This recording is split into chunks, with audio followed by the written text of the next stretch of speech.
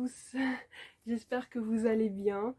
Donc oui, ça fait un moment que j'ai pas filmé tout ça, mais ça y est, je vais essayer de reprendre ça. Donc là on va commencer tout doucement par un update lecture. Donc j'ai peut-être pas beaucoup filmé depuis Halloween, la vidéo d'Halloween, mais j'ai quand même lu pas mal de petits bouquins. Donc que ce soit en coup de cœur ou déception, abandon, tout ça. Du coup, on va commencer le petit update. Alors, pour commencer, je vais vous parler une lecture qui remonte un petit peu. Je l'ai lu oui, avant Halloween en fait, avant que je commence le petit vlog Halloween. Et cette lecture, j'y pense encore. J'y pense encore. Donc c'est La Marque des Anges, le tome 1. C'est Fille de chimère de Lenny Taylor. Donc je vous en ai parlé un petit peu dans un vlog, le vlog juste avant Halloween je crois. Et ça a été vraiment un coup de cœur. Alors au début, non. C'était juste un bon livre, mais pas un coup de cœur. Et je me suis rendu compte que quelques semaines après l'avoir lu, j'y pensais encore, genre tout le temps. Du coup, ça a été un coup de cœur finalement, au vu de comme j'y pense tout le temps. Donc j'avais dit que j'allais acheter le tome 2 et le lire. Bon, je l'ai toujours pas acheté, mais ça serait tardé. Il commence un peu à partir de mon esprit, mais pas totalement. Donc du coup, je vais vous en parler un petit peu, vite fait, vu que j'en ai déjà parlé. Alors, on va suivre Karou, une étudiante en art, où elle tient des petits carnets de dessin, où elle dessine des monstres, et où tout le monde connaît un petit peu l'histoire de ces dessins, les prénoms, leur origine et tout ça. Mais sauf que, en fait, ces monstres qu'elle dessine, ils sont dans la vie de Karou, ils sont bien réels. Donc en gros, elle a été élevée par... comment il s'appelle déjà? Ah, je sais plus son nom. Ah si, Sulfure. Donc une bête, entre guillemets, qui ressemble à un minotaure. J'ai pas envie de dire de bêtises, je me rappelle plus à quoi il ressemble. Mais vraiment, il est décrit vraiment comme étant un peu monstrueux, tout ça. Et cette créature-là, elle a, entre guillemets, élevé Karou avec d'autres monstres, en fait. Et Sulfure, il fait un peu du trafic dedans. Et Karou, elle est chargée d'aller chercher aussi les dents par des petites missions qu'ils lui donnent. Et en fait, où ils habitent, il y a une porte et ça les téléporte directement dans le pays où Karou doit aller chercher les dents, etc. Et dans tout ce monde-là, il y a des anges. Et il y a une petite guéguerre entre l'origine de Sulfure et de ceux qui ont levé Karou et les anges. Je vous dis pas plus, bon après le titre, voilà. Mais je vous dis pas vraiment l'origine de ces monstres. Mais on comprend assez vite. Et en fait, on va suivre vraiment Karou qui ne sait pas du tout qui elle est. En fait, on a vraiment au début, vraiment tout début du roman, des moments où elle se pose beaucoup de questions. Qui je suis, qui suis-je, pourquoi je suis là, à quoi je vais servir. Je me sens un peu seule malgré qu'elle soit entourée d'amis. Donc il y a beaucoup ce ressenti où elle se sent seule, elle se sent mal. J'avais même marqué un petit truc, je crois, ici. Ouais, Karou qui se sent seule, mais constamment en fait. Et on le ressent beaucoup au début. Et c'est vraiment aussi rempli de mystères. On a beaucoup d'infos au début. Il se passe ça, il se passe ça, il se passe ça, il se passe ça.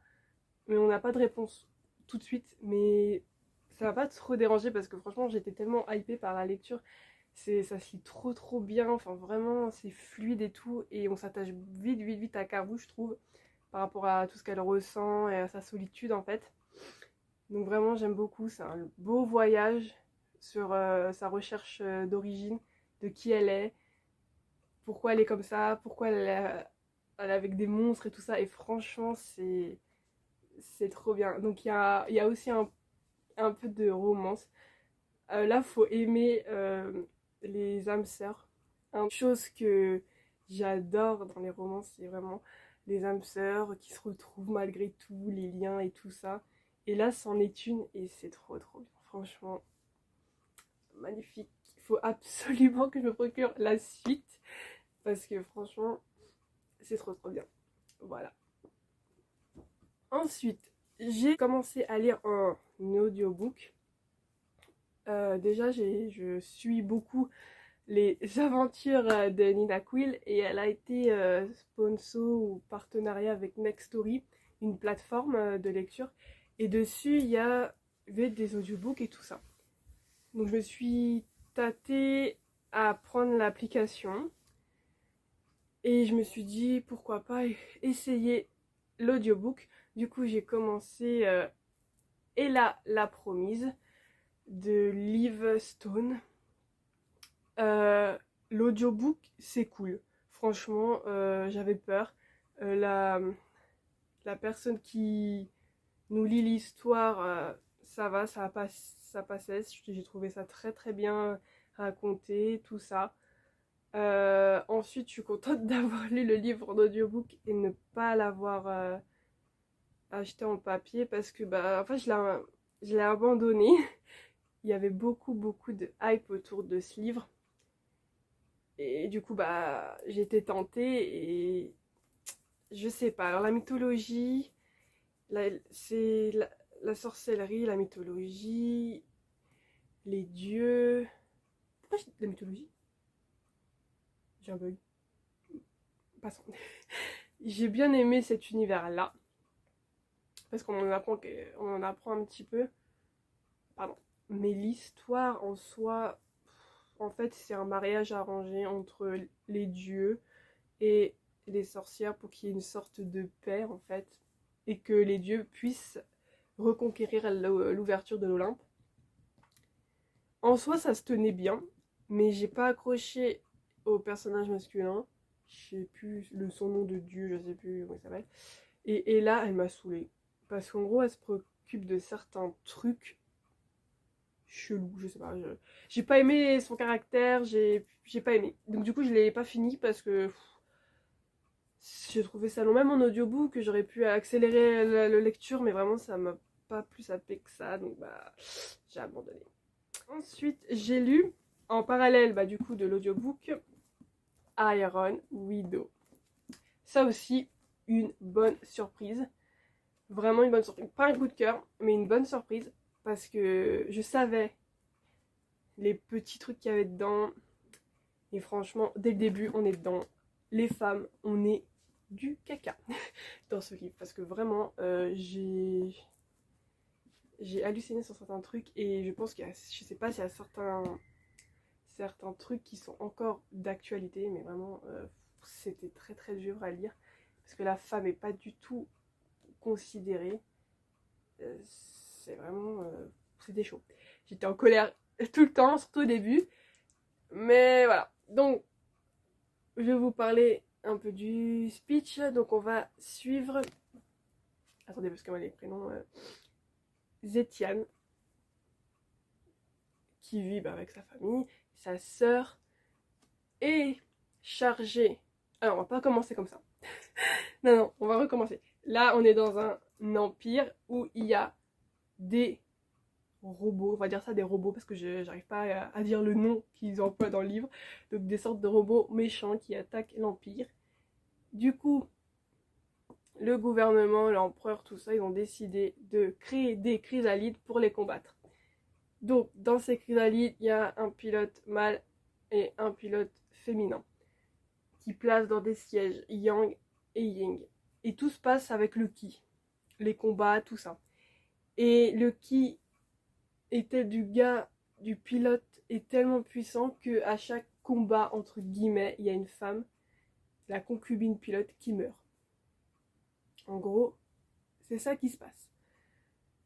Et on commence le livre avec la sœur de Zetiane qui meurt lors d'une bataille avec son pilote, elle meurt.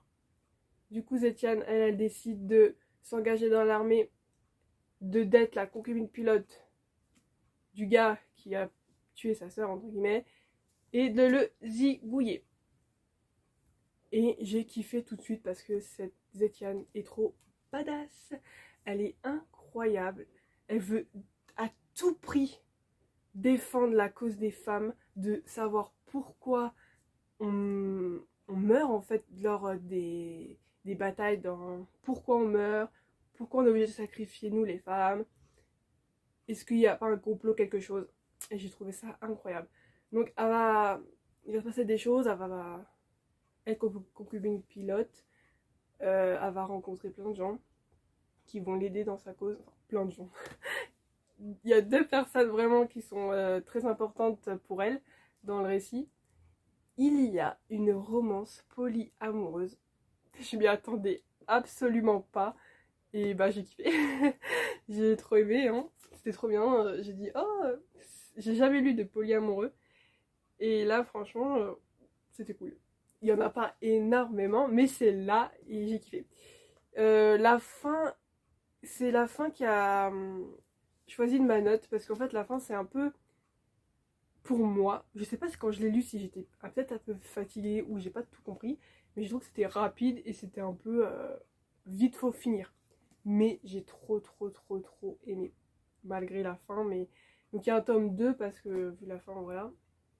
Mais j'ai vraiment aimé ce combat. Zetiane, son entourage, j'ai vraiment aimé ça.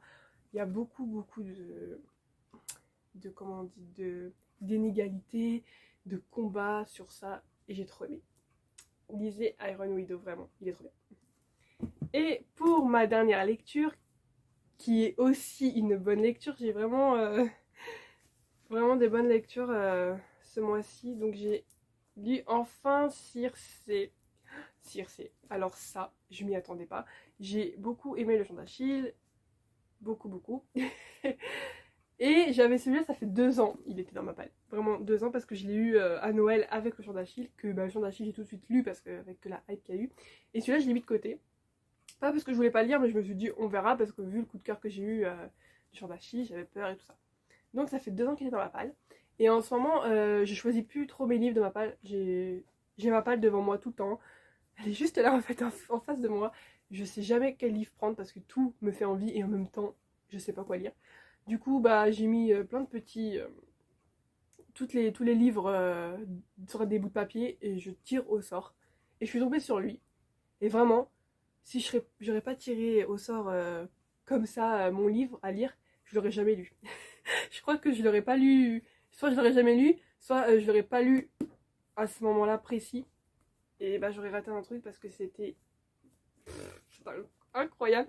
En fait, c'est vraiment l'écriture de Madeline Miller qui est incroyable parce qu'elle raconte les choses vraiment trop bien. Là, vraiment, on a chaque étape de la vie de Circé, tout ce qui se passe, comme des sortes de quêtes qu'elle a à faire et qu'elle a à accomplir pour se définir telle qu'elle est. Et j'ai vraiment trop aimé. Vraiment. Je sais pas comment vous raconter l'histoire parce que c'est trop bien. Enfin, en gros, c'est Circé qui apprend qu'elle a des pouvoirs et elle va aller sur une île, exilée plutôt sur une île. Et il va y avoir toute sa petite vie là-bas. Au début, je me suis dit, bah, quand je lis le résumé, exilé sur une île, mais il va passer quoi, on va peut-être s'ennuyer. Pas du tout. Pas du tout. C'était une agréable surprise. Vraiment, j'adore. J'ai limite envie de relire plein de trucs sur elle. Enfin, vraiment, c'était trop bien. Franchement, c'était trop bien. Au début, j'étais triste pour Circé parce que elle est pas aimée de sa famille. J'ai l'impression elle est harcelée par ses frères et sœurs. Ses parents, ils s'en foutent d'elle. Enfin, tout le monde s'en fout. Enfin, elle est là, elle est perdue. Elle est seule aussi. Et vraiment, je me dis, mais là, il faut qu'il y ait quelque chose qui se passe pour que quelqu'un l'aime à fond, tu vois. Et tout ce qui a se passé, j'ai trop aimé son évolution, tout ça. Vraiment une agréable surprise, j'ai trop aimé. Et voilà pour cette update lecture. Donc j'espère que vous avez aimé, que ça vous a plu, que j'ai peut-être fait découvrir des livres malgré tout.